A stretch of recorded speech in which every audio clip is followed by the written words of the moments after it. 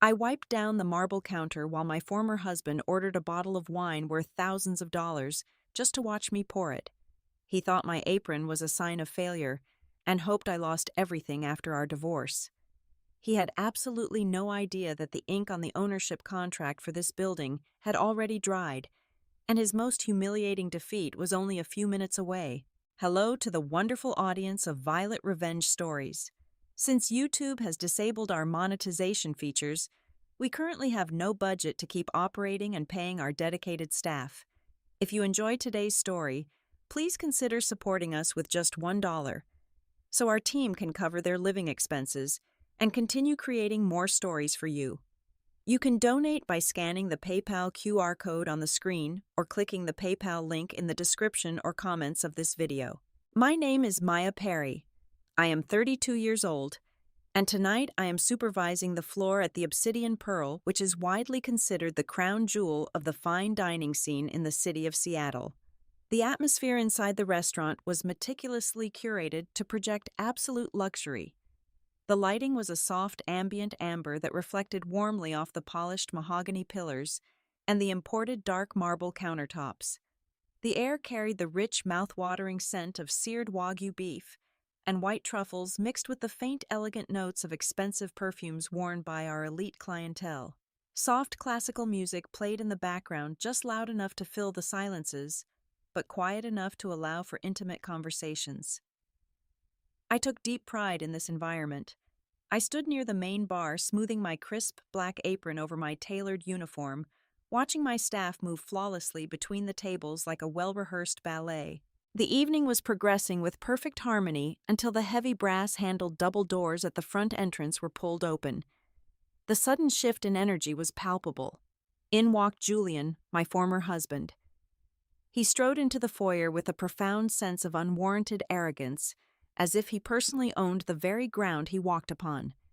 He was flanked by his new girlfriend Chloe, who clung to his arm like an expensive accessory. Trailing just behind them were two older men dressed in sharp, bespoke suits, radiating the distinct, exhausting aura of wealthy tech investors. Julian wore a tailored charcoal jacket and a smug, self-satisfied expression that I knew all too well from our disastrous marriage. It was the exact look he wore whenever he believed he held absolute dominance over everyone else in the room. Rather than waiting politely for the host to guide his party to their reserved table, Julian stopped in the center of the main dining room. He slowly scanned the elegantly dressed crowd and the busy staff until his cold gaze finally locked onto me. A cruel smile crept across his face. He raised his right hand and snapped his fingers with a sharp, loud crack that completely cut through the gentle murmur of the surrounding guests. He loudly informed the host that he demanded I be the one to personally serve his table. He declared in a booming voice that since we had such an intimate history together, it would be an absolute tragedy for anyone else to wait on his highly important business associates. The host cast a nervous, hesitant glance in my direction, unsure of how to navigate the awkward tension. I offered the host a very subtle, reassuring nod. I knew exactly what Julian was attempting to orchestrate. He wanted a public spectacle to humiliate me. I took a slow, steadying breath and walked over to their table. My posture was perfectly straight, and my expression was pleasantly neutral as I carried a heavy leather-bound menu in my hands. Before I could even offer our standard polite greeting, Julian leaned back into the plush velvet cushions of his chair and looked me up and down with an exaggerated theatrical display of pity. "Well, look what we have here," he said, his voice projected loudly enough to ensure the neighboring tables could eavesdrop. "I see the brutal reality of bankruptcy has treated you exactly as poorly as I anticipated, Maya. Is that really what you are wearing out in public these days? A common server apron? It is certainly a massive downgrade from the designer dresses you used to beg me to buy for you when we were married. I suppose this is what happens when a woman lacks ambition and ends up with absolutely nothing." He let out a harsh, mocking chuckle and glanced toward his two tech investors desperately seeking their validation and amusement. I did not let my warm, professional smile falter for even a fraction of a second. The insult washed over me like water sliding off a pane of glass. "Good evening, gentlemen and madam," I said with a voice that was smooth, polite, and entirely unbothered by his venom. Welcome to the Obsidian Pearl. It is a pleasure to have you dining with us tonight. May I start your table off with some sparkling mineral water or perhaps a selection from our vintage wine cellar? Julian scoffed loudly. He was clearly irritated and disappointed that I had not instantly burst into tears or shrunk away in a display of pathetic shame. He aggressively snatched the menu from the center of the table, flipped it open, and proceeded to dictate an order designed purely to flaunt his supposed wealth. He demanded a bottle of our most exclusive red wine, which cost exactly $4,500. He then rattled off orders for imported beluga caviar dry-aged steaks and a platter of fresh oysters. I stood there with perfect poise, calmly writing down every single expensive item on my notepad without a single nervous twitch of my pen. Realizing that Julian was failing to get the dramatic broken reaction he so desperately craved from me, Chloe decided it was her turn to join the cruel performance. She dramatically flipped her long, perfectly styled blonde hair over her shoulder and began tapping her sharp acrylic nails rapidly against the crystal water glass. "Listen to me very carefully," she instructed with a sickly sweet, condescending tone. "Make sure my filet mignon is cooked exactly medium rare, but I want absolutely zero pink juices touching my plate. Oh, and I'm completely allergic to dairy gluten and any kind of root vegetable. So you are going to need to march back there and tell your chef to completely reconstruct all of my side dishes from scratch. If I get even a tiny stomachache tonight, I will personally make sure you lose this pathetic little job. Do you understand me, sweetie?" I maintained steady eye contact with her without blinking. I simply nodded my head and smiled warmly. "I understand completely. I will ensure our kitchen handles your complex dietary restrictions with the absolute highest level of care and precision." I gathered the menus gracefully and turned my back on their table, feeling the heavy weight of their malicious stares, completely unaware of the massive secret I was quietly holding. I returned to the table a short time later, carrying a heavy silver tray adorned with their elaborate appetizers. As I approached, I could hear Julian projecting his voice across the crowded dining room, ensuring everyone within a 50-foot radius was subjected to his financial triumphs. He leaned over the table, aggressively invading the personal space of the two older tech investors who were sitting across from him. He was wildly gesturing with his hands as he recounted the recent acquisition of a mid-sized software startup, bragging about how he had mercilessly gutted their executive board to maximize his own profit margins. He tossed around phrases like corporate synergy and aggressive restructuring with a sickening level of self-satisfaction. He proudly proclaimed that his personal net worth had multiplied tenfold in the last 12 months alone, and that he was now practically untouchable in the business world. As I gracefully placed the chilled platter of raw oysters and the crystal bowl of imported beluga caviar in the center of the table, Julian decided to use my physical presence as a prop for his egocentric monologue. He pointed a dismissive thumb in my direction, without even bothering to look up at me. "You see, gentlemen," Julian announced loudly, his voice dripping with venomous condescension.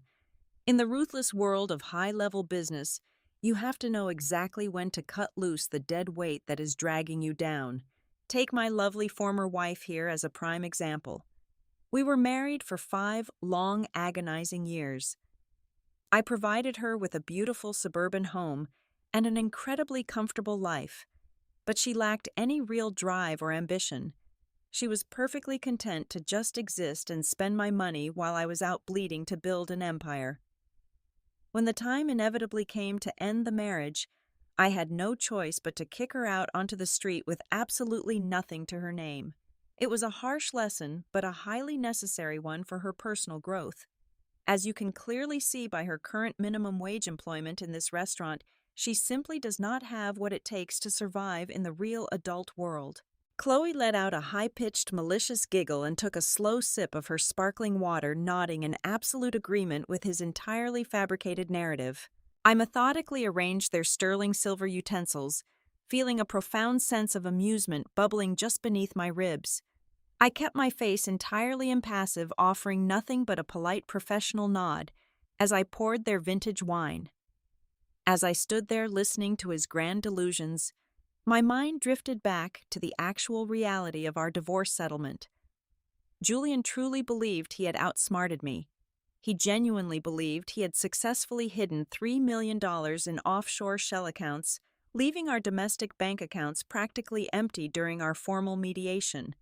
He thought he had bullied me into signing away my rights to our shared assets, because I had walked away quietly without putting up a massive dramatic fight in the courtroom. What my wildly arrogant former husband did not realize was that my silence was never a sign of defeat. It was a calculated strategic maneuver. While he was busy flaunting his new girlfriend and aggressively neglecting his legal paperwork, I had quietly hired one of the most ruthless and expensive forensic accountants in the entire state of Washington. Over the course of 3 months, we meticulously tracked every single penny he had illegally transferred overseas to hide his wealth. Instead of dragging him through a lengthy public trial that would have drained both of our resources on attorney fees, I used the overwhelming, undeniable evidence of his massive financial fraud as silent leverage. I let him keep his pathetic illusion of victory while my lawyers quietly secured the vast majority of his hidden funds through a highly confidential, airtight settlement agreement. He signed the final documents without reading a single page properly, because he was too busy rushing to catch a first-class flight for a tropical vacation with Chloe. I was not standing in this restaurant because I was destitute and desperate. I was standing here because I had used his stolen money to buy the entire multi-million-dollar establishment outright. Suddenly, the sharp clattering sound of heavy metal hitting the hardwood floor snapped my attention back to the present moment. Julian had deliberately knocked his expensive silver salad fork off the edge of the table. It bounced once and landed directly near the toe of my polished black leather shoe. He leaned back heavily into his plush velvet chair, crossed his arms over his chest, and stared at me with a cold, deeply challenging glare. "Well," Julian said, his tone turning incredibly sharp and authoritative, "are you just going to stand there completely useless, or are you going to get down on your knees and pick up my fork? You are just a server, Maya, so do your job and serve your betters." The entire table went dead silent. Chloe wore a wicked, delighted grin, practically vibrating with excitement at the prospect of watching me physically humiliate myself in front of a room full of wealthy strangers. The air grew incredibly thick with tension. He wanted me to bend the knee. He wanted a physical, literal representation of my supposed ultimate submission. I looked down at the fallen fork, and then slowly raised my eyes to directly meet his arrogant gaze. I did not frown. I did not glare or show any sign of anger. Instead, I offered him the warmest, most radiant, and deeply unnerving smile I could possibly muster. It was a smile completely devoid of any fear or intimidation. "Of course, sir," I replied, my voice remaining as smooth and calming as silk. "Allow me to have that promptly removed from your presence." I did not move a single muscle toward the floor. I simply raised my right hand a few inches and caught the eye of a young, energetic busser named David, who was stationed near the dining room pillar. I gave David a subtle, professional nod. Within seconds, David hurried over, swiftly scooped the dropped utensil off the floor with a crisp white napkin and replaced it with a freshly polished fork from his apron pocket before bowing slightly and quickly walking away to attend to other guests. I stood perfectly tall with my spine straight and my chin held high. My dignity remained entirely intact as I adamantly refused to participate in his pathetic, degrading power play. I looked back at Julian, whose face had suddenly begun to flush a deep, angry shade of crimson red at his completely failed attempt to break my spirit in front of his audience. "Is there anything else I can assist you with before your main courses are prepared by our executive chef?" I asked, politely, acting as if nothing out of the ordinary had just occurred. Julian aggressively clenched his jaw, completely unable to formulate a comeback that would not make him look entirely unhinged and emotionally unstable. At that exact moment, I noticed a distinct and massive shift in the atmosphere across the table. The two tech investors were no longer smiling or nodding along to his stories. The older of the two men, a distinguished gentleman with silver hair, was frowning deeply. He shifted very uncomfortably in his chair and adjusted his expensive silk tie, casting a highly critical and visibly disapproving glance directly at Julian. The second investor subtly pulled his chair an inch further away from the table, creating physical distance between himself and my former husband. They were men of real, actual wealth and status, and they clearly recognized that Julian's desperate, pathetic need to publicly degrade a hospitality worker was not a display of dominance or power. It was a glaring, undeniable symptom of deep-seated insecurity and a severe, embarrassing lack of class. The shiny, polished veneer of the successful, brilliant businessman Julian was desperately trying to project had just begun to crack wide open right in front of the very people he was trying to impress. The suffocating silence at the table following the fork incident was clearly destroying Julian from the inside out. He could feel the heavy, judgmental stares of the two tech investors, and it made him physically twitch with restless irritation. Desperate to reclaim his fragile sense of dominance and shift the dynamic back in his favor, he aggressively snatched the heavy, leather-bound reserve wine menu from the center of the table. He shoved it roughly into my hands and leaned forward, resting his elbows aggressively on the table. "Since you clearly think you are too good to perform basic manual labor, let us see if you can at least justify your pathetic hourly wage." Julian spat out, his voice sharp and loud enough to cut through the ambient noise of the room. "Read the entire reserve list, out loud. Every single bottle, every single vintage, and the tasting notes. Prove to these gentlemen that you are nothing more than a glorified menu monkey, capable of memorizing words you could never actually afford to drink." I gently closed the heavy leather cover of the menu and handed it back to him with a perfectly polite smile. I did not need the book. I turned my body slightly to address the two investors, directly, entirely ignoring my former husband. "Certainly, gentlemen," I said in a calm, commanding tone that immediately captured their full attention. "If you prefer a robust red to accompany your steaks, I highly recommend our exclusive collection from the Bordeaux region. We are currently featuring a pristine bottle of Chateau Mouton Rothschild Vintage 2010, priced at precisely $3,500. It boasts an incredibly complex nose of crushed blackberries espresso roast and a profound earthy minerality. However, if you lean towards something with a softer tannin structure, we have secured a very rare Domaine de la Romane Conti Vintage 1999. It spent 24 months aging in custom French oak and offers an unparalleled bouquet of dried rose petals and dark cherries." I continued to recite flawlessly, listing over 15 distinct high-end bottles, detailing their exact soil compositions, vineyard histories, and complex flavor profiles. The silver-haired investor leaned forward, deeply engaged, nodding his head with genuine respect and appreciation for my extensive sommelier-level expertise.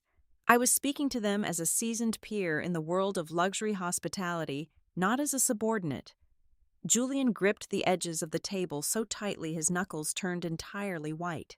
His plan to expose me as an uneducated simpleton had spectacularly backfired, elevating my status in the eyes of his guests instead. Seeing her boyfriend being utterly humiliated by his own trap, Chloe let out a dramatic, exaggerated sigh of sheer frustration. She narrowed her eyes at me, her face twisting into an ugly sneer. She reached out with her manicured hand, deliberately wrapped her fingers around the stem of her crystal goblet, which was filled to the brim with a $4,000 vintage red wine, and forcefully tipped it sideways. The dark, heavy liquid violently splashed across the pristine white linen tablecloth. It rapidly expanded into a massive, ugly crimson puddle, dripping dangerously close to the edge of the table where the investors were sitting. "Oops," Chloe said, her tone dripping with venom and zero sincerity. "I guess your boring little speech just put me straight to sleep. Now be a good little maid and clean this disgusting mess up immediately. Use your bare hands if you have to. I expect this table to be spotless right now." The pace of the room suddenly accelerated. I did not flinch. I did not offer a frantic apology or run away to the kitchen to fetch a stack of dirty rags. Instead, I stepped forward with swift, calculated precision. In the absolute highest tiers of luxury dining, we are rigorously trained to handle catastrophic table spills without disrupting the guest experience. I reached across the table and grabbed the edges of the ruined linen. With one incredibly sharp, forceful, and perfectly angled backward pull, I yanked the soiled cloth straight out from under the heavy ceramic plates, the glowing candles, and the remaining crystal glasses. Not a single item tipped over. In the exact same fluid motion, I whipped a tightly rolled, fresh white tablecloth from the hidden pocket of my apron and snapped it perfectly over the bare table surface. The entire maneuver took less than 4 seconds. The table was completely immaculate once again, I stood there looking down at Chloe in absolute silence. She sat totally frozen with her mouth hanging slightly open, utterly shocked by the speed and flawless execution of my response.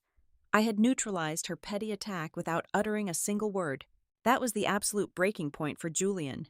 The simmering tension instantly exploded into a blind, raging fury. He violently slammed both of his fists down onto the freshly laid table, causing the expensive silverware to rattle aggressively.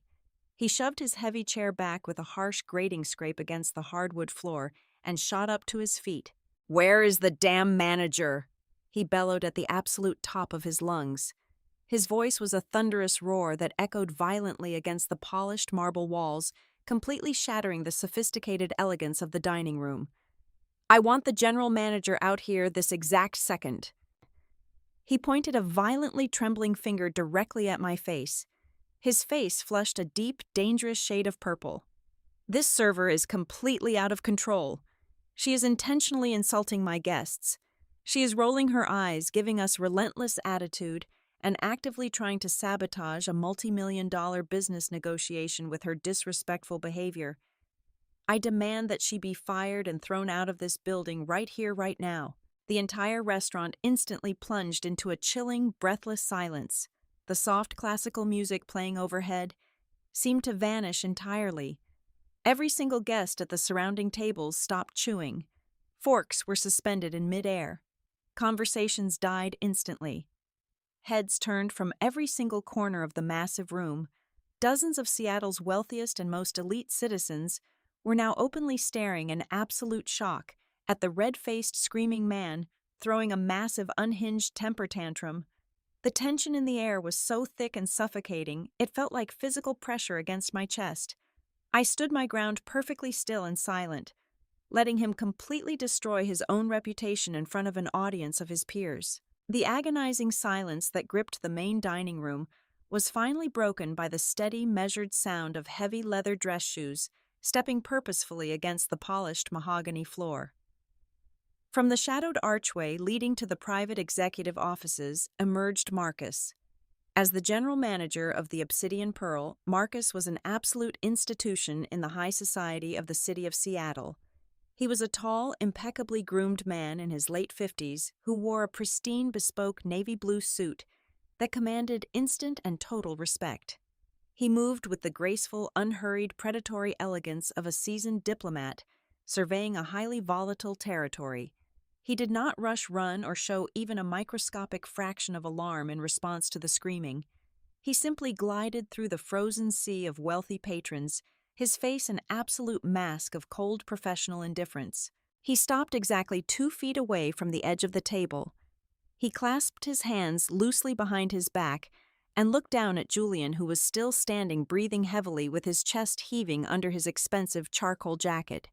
The entire room seemed to hold its collective breath, waiting for the manager to either appease the angry wealthy customer or call for security.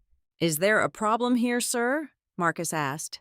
His voice was incredibly deep, rich, and smooth, completely devoid of the panic or the nervous subservience that my highly arrogant former husband so desperately expected to hear from a hospitality worker. Julian aggressively slammed his open hand against the padded leather back of his chair. "You are damn right there is a massive problem. Your employee here is completely incompetent and maliciously insubordinate. I am a highly influential man. I am in the middle of closing a $50 million corporate acquisition with these 2 gentlemen, and this server of yours has done absolutely nothing but disrespect us from the very moment we sat down. She is arrogant, she is unhelpful, and she is deliberately trying to humiliate my guests. I demand that you terminate her employment this exact second. I want her stripped of that apron and thrown out the back door into the alley right now, or I will personally ensure this entire restaurant never sees another single dime of my money." Marcus did not blink. He did not shift his weight or adjust his posture. He merely tilted his head a fraction of an inch, studying Julian as if he were a particularly uninteresting and slightly annoying species of insect buzzing against a clear glass window pane. The icy deadpan expression on the face of the general manager was profoundly unsettling. There was no frantic groveling, no desperate apologies, and no rapid offering of complimentary champagne to smooth over the escalating situation. There was only a chilling, impenetrable, and heavy wall of absolute silence. Sensing that Julian was somehow rapidly losing control of the narrative, once again, Chloe decided to forcefully insert herself into the confrontation. She snatched her expensive rose gold smartphone from the table and aggressively waved it directly in the direction of Marcus. "You clearly have absolutely no idea who you are dealing with," Chloe shrieked, her shrill voice entirely shattering the remaining sophisticated ambiance of the elegant room. "I have over 400,000 followers on social media. If you do not fire this pathetic woman right now, I will go online and completely destroy your entire reputation. I will tell everyone on the internet that your staff is violently aggressive and that your kitchen is disgustingly filthy. I will leave 1-star reviews on every single platform until your precious little restaurant is entirely bankrupt and permanently boarded up. Do you really want to lose your job too, old man?" The two older tech investors sitting across the table simultaneously lowered their heads and deeply pinched the bridges of their noses in sheer profound secondhand embarrassment. Threatening an establishment of this extreme luxury caliber with petty internet reviews was the absolute pinnacle of tasteless amateur behavior. It only further proved to the investors that Julian and his companion were completely out of their depth in this world of true wealth. Marcus completely ignored Chloe. He did not even grant her the basic human dignity of a passing glance. It was as if she simply did not exist in his reality. Instead, he smoothly unclasped his hands from behind his back and revealed a small, highly polished antique silver tray that he had been holding seamlessly against his side. Resting perfectly in the absolute center of the gleaming silver surface was a thick, premium, cream-colored envelope. It was heavily sealed with a thick stamp of dark red wax bearing the official embossed crest of the restaurant. With agonizingly slow and deliberate precision, Marcus stepped right past the fuming, red-faced Julian. He walked directly over to where I was calmly standing, with a deep, highly respectful bow that was usually reserved only for visiting state dignitaries or international royalty. Marcus extended both of his arms and presented the silver tray directly to me. "The final legal documents you requested from the downtown legal team have arrived securely via private courier," Marcus said, his deep voice echoing clearly and powerfully in the dead silent dining room. Julian looked completely physically stunned. The blazing anger drained from his face, rapidly replaced by a deeply profound and incredibly stupid look of total confusion. His jaw actually dropped wide open as his eyes darted frantically between the silver tray, the sealed envelope, and then up to the stoic face of the general manager. "What in the absolute hell are you doing?" Julian shouted, his voice cracking slightly with a messy mixture of lingering rage and total utter bewilderment. "Are you completely deaf? I just explicitly ordered you to fire her. Why are you bowing to her? Why is the general manager of the most exclusive, expensive restaurant in the entire city serving legal paperwork on a silver platter to a worthless, lowly waitress?" I looked at Julian and then calmly reached out to pick up the heavy envelope from the tray, easily breaking the thick wax seal with my thumb as the absolute breathless silence of the room waited eagerly for my next move. I slipped my fingers beneath the heavy flap of the cream-colored envelope and smoothly pulled out a thick stack of crisp legal documents. The absolute silence in the dining room was so profound that the sharp rustle of the thick parchment paper sounded like a cracking whip. Every single pair of eyes in the entire restaurant was glued entirely to my hands. From the deep front pocket of my black apron, I withdrew an elegant, heavy gold fountain pen. I did not rush. I deliberately let the agonizing tension stretch out, taking my time as I clicked the cap off the pen. I placed the documents flat on the empty edge of Julian's table. Right beside his empty crystal wine glass, I confidently signed my name on the final perfectly designated dotted line of the master contract. I carefully placed the cap back onto my pen and handed the executed documents back to Marcus. The general manager received them with both hands, reviewing my signature with a look of absolute reverence. He then turned his body slightly to face the crowded dining room. He stood exceptionally tall, projecting his deeply authoritative voice, so that it carried all the way to the farthest corner of the establishment. "Ladies and gentlemen," Marcus announced, his voice ringing with absolute triumph, It is my profound honor and great privilege to officially congratulate Miss Maya Perry on finalizing the absolute final phase of her acquisition.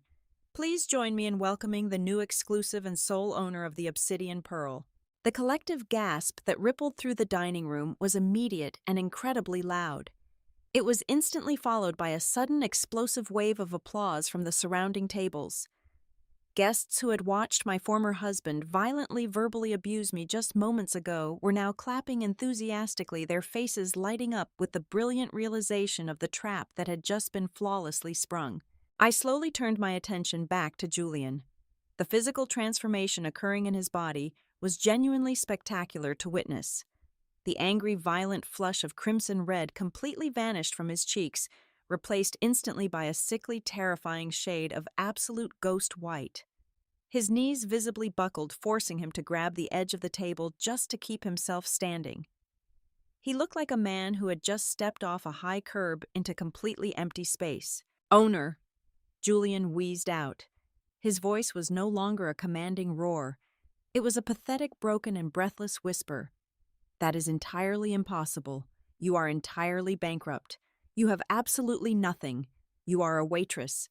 You cannot possibly own a multi-million-dollar property." I took one single step closer to him, completely dropping the polite, submissive server persona I had worn all evening. I let the cold, calculating reality of who I truly was shine directly into his entirely panicked eyes. "I never wanted to be a waitress, Julian," I said, my voice low, smooth, and dripping with absolute lethal precision. "I put on this apron tonight specifically for you. I knew exactly when your reservation was booked. I knew you were trying desperately to woo these investors by bringing them to the most expensive establishment in the city. I also knew that you have been aggressively trying to buy an equity stake in this very restaurant for the last 6 months to inflate your own pathetic ego." He shook his head frantically, a thick bead of cold sweat rolling rapidly down his pale temple. "Where did you get the money?" he stammered, his eyes darting around wildly like a trapped animal. "Where did you get millions of dollars to buy this place?" I offered him a remarkably sweet, completely devastating smile. "I used your money, Julian. To be extremely specific, I used the exact $3,800,000 that you illegally funneled into those highly illegal shell companies located in the Cayman Islands during our divorce proceedings." Julian choked back a sudden violent gasp, clutching his chest as if he had just been physically shot. Chloe let out a tiny, terrified squeak and physically shrank back into her velvet chair, suddenly realizing the catastrophic magnitude of the situation. "You honestly believed I was entirely stupid." I continued, stepping even closer so he could not escape a single syllable. "You thought because I was quiet, I was completely blind to your financial manipulations. You thought you successfully hid your massive fortune from the divorce mediators. But my forensic accountant spent over 90 days tracking every single fraudulent wire transfer you made. By the time my lawyers approached you with the final settlement agreement, we already had complete legal control over your hidden offshore funds. You were just entirely too arrogant and far too eager to run away with your new girlfriend to actually read the fine print of the documents you hastily signed." Julian opened his mouth to speak, but absolutely no sound came out. His entire world was aggressively collapsing in real time, and I was not entirely finished pulling the foundation out from beneath his feet. But taking your stolen money and buying the exact business you desperately wanted was only the very first part of my plan, I whispered, leaning in closer. "The second part is significantly worse for you.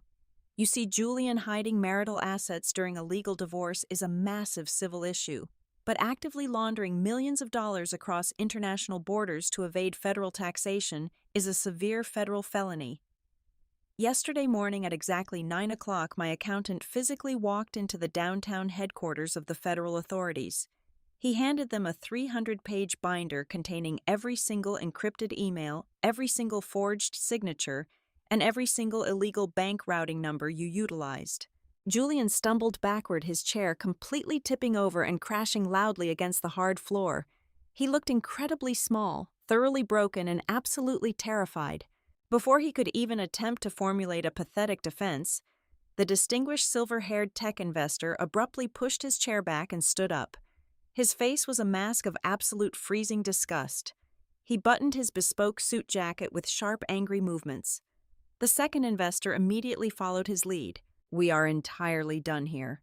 The older investor stated, his voice dripping with utter contempt as he glared directly at Julian. "I will not have my reputation or my firm tied to a deeply insecure, arrogant criminal who commits federal fraud and publicly abuses women. Every single term sheet we negotiated this afternoon is completely null and void. The $50 million acquisition is officially canceled permanently. Do not ever attempt to contact my office or my associates ever again." The two highly influential men did not even wait for Julian to respond. They both turned completely around, offered me a highly respectful, appreciative nod, and walked briskly out of the dining room, leaving my utterly destroyed former husband completely alone in the wreckage of his entirely shattered life. The heavy, devastating reality of the situation finally settled over the table. Chloe, who had been sitting frozen in her velvet chair, suddenly snapped out of her state of shock. The words "federal felony" and "completely frozen assets" had clearly pierced right through her meticulously constructed reality. She looked at the completely empty chairs where the wealthy investors had just been sitting, and then turned her gaze slowly back to Julian. The man she had thought was her unlimited golden ticket to high society was now entirely radioactive. Without uttering a single syllable of comfort, she aggressively snatched her diamond-encrusted designer handbag from the edge of the table. She stood up, kicked her chair back forcefully, and turned on her 6-inch stiletto heels. Julian reached out a desperate, trembling hand toward her arm, but she violently swatted it away with a look of absolute sheer disgust. She marched straight out of the heavy brass doors of the restaurant, leaving him completely abandoned in front of a room full of people who were still watching his spectacular downfall. Julian was now utterly alone. The color had completely drained from his face, leaving him looking 20 years older than when he had first strutted into my establishment. He slowly pulled his hand back and looked up at me. The arrogant, demanding monster I had known for 5 agonizing years was completely gone. In his place was a pathetic, shattered shell of a man. "Maya, please." Julian begged, his voice trembling with a desperate, sickeningly sweet tone that made my stomach turn. "Please, you have to listen to me. We do not have to do this right here in front of all these people. Let us just go back to your private office. We can sit down like reasonable adults. We can negotiate a deal. I can make this right. Just give me 5 minutes to explain everything." I looked down at him, feeling absolutely nothing. There was no anger left in my heart, no sadness, and certainly no pity. I reached into my apron one final time and pulled out a sleek black leather check presenter. I placed it gently onto the pristine white tablecloth directly in front of his trembling hands. "I am entirely finished negotiating with you, Julian," I stated, my voice radiating pure, freezing finality. "And as the sole owner of this establishment, I have a very strict policy. I only grant private meetings in my office to highly respected guests who have fully settled their tabs. Your grand display of wealth this evening, including the caviar, the imported steaks, and the exclusively rare vintage wine you ordered just to humiliate me, brings your total bill to exactly $6,842. There will be absolutely no complimentary discounts provided tonight." Julian stared blankly at the leather folder, as if it were a highly venomous snake. He swallowed hard, his Adam's apple bobbing nervously in his throat. With severely shaking fingers, he slowly reached into his tailored suit jacket and pulled out his heavy metallic black credit card. It was the exact card he used to flaunt his supposed limitless wealth to everyone he met. Marcus stepped forward with flawless timing, completely unbothered by the dramatic scene. He presented the wireless payment terminal directly to Julian. My former husband swallowed his pride and inserted the heavy metal card into the machine. The entire restaurant remained completely silent, waiting. 3 agonizing seconds passed. Then the terminal emitted a sharp, loud, and incredibly undeniable solid beep. Marcus calmly looked down at the digital screen. "I am terribly sorry, sir," Marcus announced, clearly, ensuring his voice carried to the surrounding tables. "Your transaction has been entirely declined. The automated system is indicating that this account is currently locked and completely frozen by your banking institution." Julian let out a pathetic, choked whimper. The federal authorities had already moved in. He had absolutely nothing left. Not his company, not his investors, not his girlfriend, and not even the ability to pay for his own dinner. He frantically dug through his wallet, throwing down a handful of wrinkled $100 bills and his expensive gold watch onto the table as collateral before turning around and practically running toward the exit.